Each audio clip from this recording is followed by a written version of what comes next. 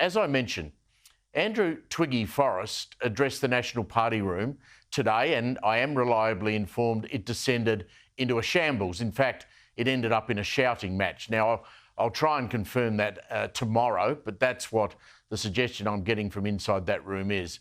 For a long time, I've been puzzled about the super rich Andrew, and super successful, I should say, Fortescue Metals founder Andrew Forrest. Now, anyone I know has come into social contact with Andrew say he's a great bloke. But I am staggered that he seems to have some sections of the media eating out of his hand as he travels east from his giant iron ore mines in WA and wags his wealthy finger at anyone on the East Coast who doesn't buy into his green dreams. Some say green fantasy around things like green hydrogen.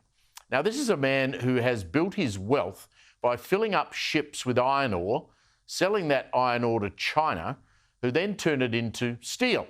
Now, the last time I looked, Mr. Forrest is still filling up ships and sending them off to China. Steelmaking, of course, and I looked this up today, is one of the most carbon emission intensive industries known to man. And God only knows what standards are in place in these Chinese steelworks. Not much, I wouldn't think. So how do you get rich doing that and then lecture the rest of Australia about how we should be ashamed because we are not doing enough to save the planet? Now, I am calling out Andrew Forrest. I think he's a hypocrite. Here's a quote from the bloke who is probably responsible more than most Australians, certainly individual Australians, for emitting carbon for profit. He said this yesterday. I do know how to do projects.